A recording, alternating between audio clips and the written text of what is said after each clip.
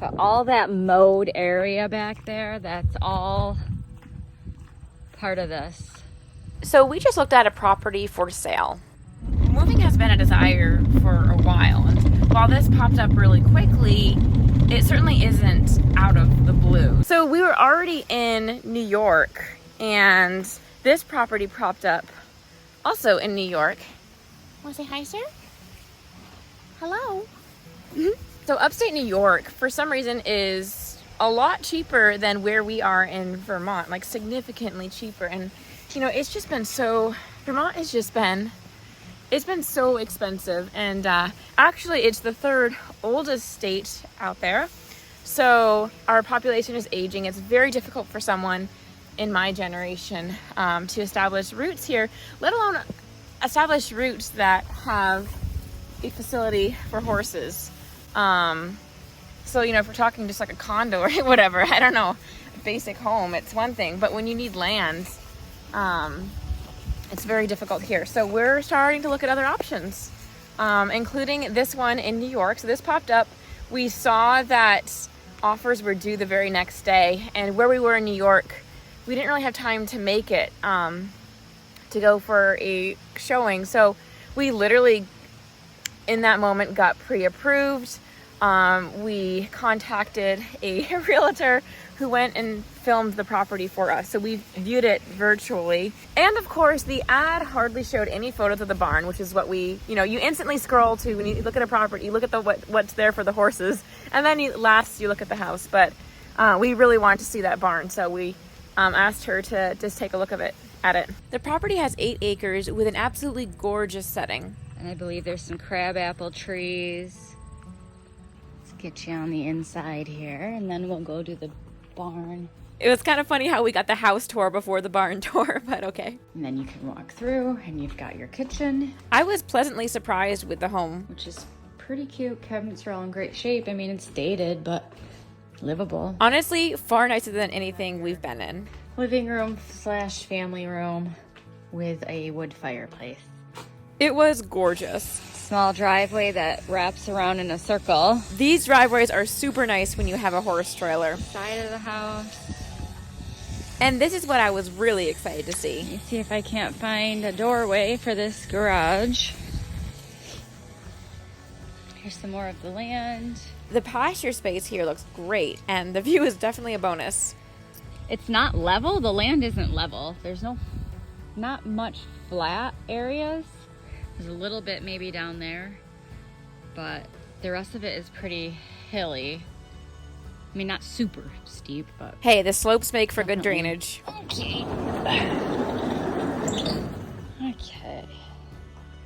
And here we have the garage. The inside looked really good and definitely had a lot of potential. There's no stalls, but definitely easy to make some.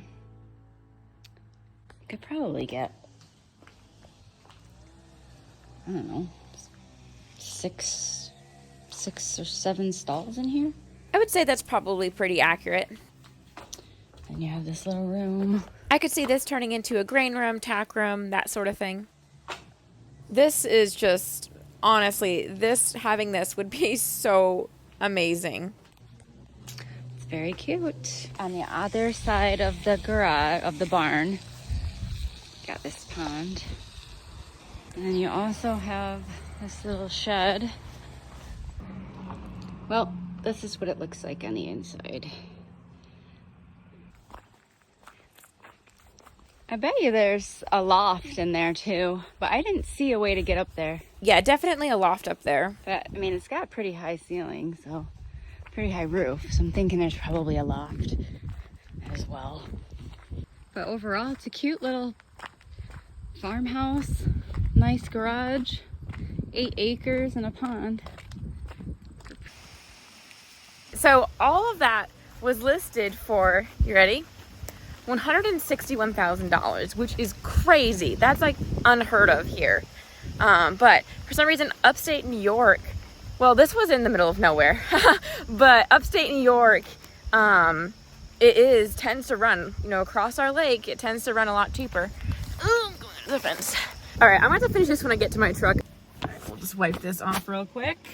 I did not know it was gonna rain like this. It's a good thing I'm heading to work now, so it's a good thing that I brought extra clothes, except socks, and my feet are soaking. So we're really more looking at the what versus the where. So one of I would say my biggest challenge, something that's been like very, it's just really consumed me, is the struggle of figuring out where my horses are, because my herd is split, and every single day, at least twice a day, I'm driving out and taking care of horses. It's not just a simple walk out the door and do chores. There's more to it. And granted, going out and doing horse chores, like, it's really not a big deal. But when you've been doing it for years, every single day, twice a day, that gets really tiring. And I think I did it well. And I don't know how I did it without having a truck, but like, yeah, I did it with my little Santa Fe for years. Ultimately, this home, we unfortunately decided no, which was really hard, because I really like this place. The potential in this place was incredible. We decided no because Nathan's been building a business here in Vermont, and the idea is he might be able to run it remotely eventually, and he's just not there yet. Last year was a really, really hard year for his business, and he's kind of been getting on his feet again. So he's not ready for that. This home would have been 5 hours from where we are currently, and that's just a bit long of a commute. I'm gonna get gas, so here we are.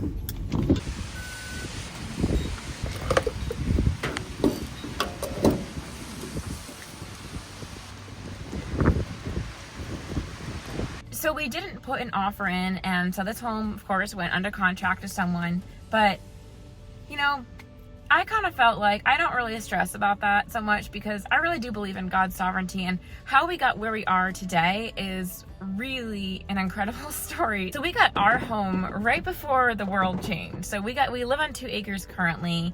The only reason we could afford it was because it was a mobile home, so significantly cheaper than the rest of the market, and it needed a ton of work. It was just really not maintained, and we completely gutted it and redid the whole thing.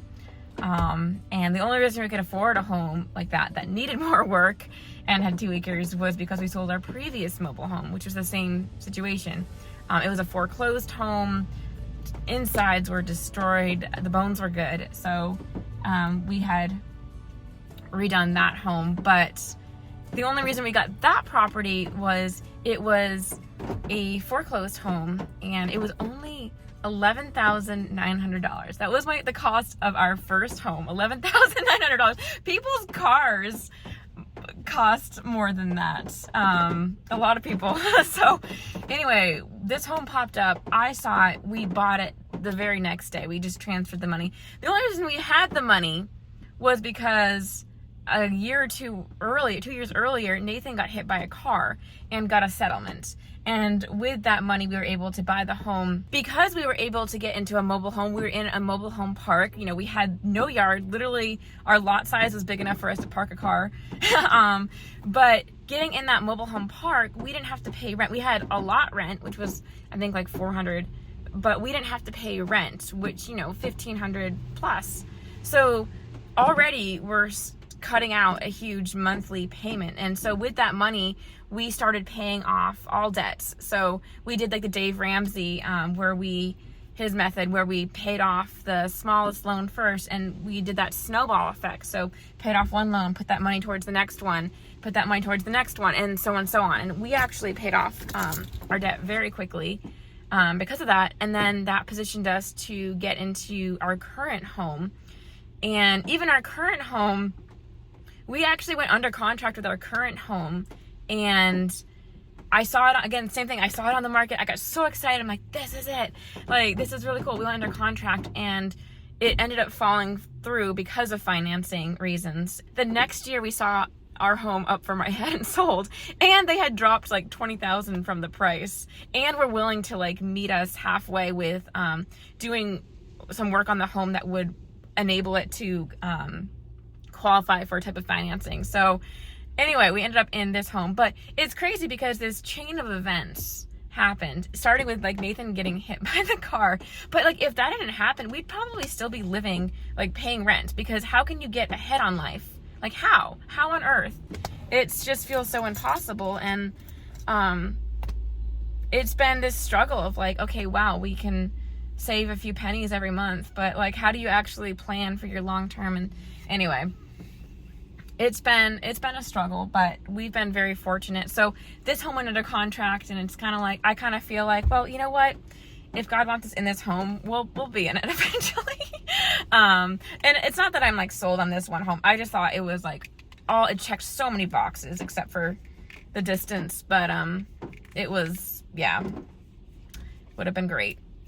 Anyway, that's my story. So when I got back from Vegas for the Mustang Challenge, well, thank goodness I had missed out. So we'd actually had flooding in Vermont when I was gone, and I flew in. I could see from the air that, oh wow, yeah, we've had some floods, and you know, we've had a lot of rain, a lot of like flash floods. The rental barn, I'll be moving the boys back to it. So they've been out basically on pasture this whole summer. They've had a great summer. So at least someone has had a great summer. But the rental barn they'll be moving back to has, you know, been flooding. So, not bad, but it's like every rain, it's like water comes in and everything gets wet. Anyway,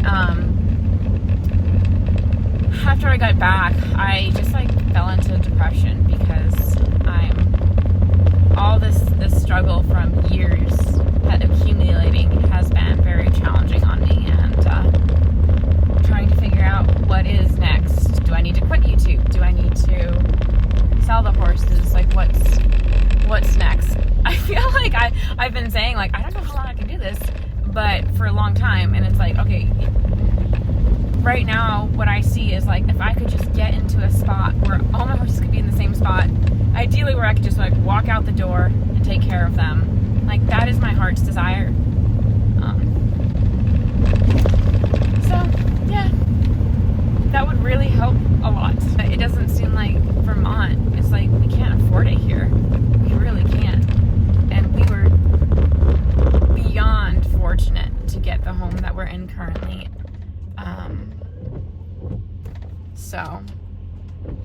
But you know, since then, obviously prices have skyrocketed, and I know they've everywhere. Is this the same? Like people will say that everywhere. Times are tough right now, and I think especially for my generation and the generation following, it's like, you know, I've watched the housing market over the last several years pretty consistently, and definitely currently I'm watching every single day, but things aren't really popping up, and I can pray for it, but that's out of my control. So I've been trying to shift my attention onto things that are in my control. And when you're stressed trying to figure out your path, usually like you lay out a bunch of options and you have a million different options, and I decided just to make some firm, hard decisions on some things, and whether or not they were like the best decisions, they were decisions that would make life easier. And yeah, so I think I need to like, that's kind of where I've been starting. I think I also really, really need to like have a vacation. So if you know any cool places to vacation, but I've been on trips, but certainly none have been like relaxing vacations. They're usually, you know, I'm really hard at work. So I think I need a break. And the other thing one big thing I did was involving a shopping trip, which I'll share more about in my next video. Anyway, I hope you all are doing well. I'm sure my struggles I'm not alone, and I know that. Absolutely know that. These are unfortunately tough times, but anyway, I'll see you in my next video. Bye.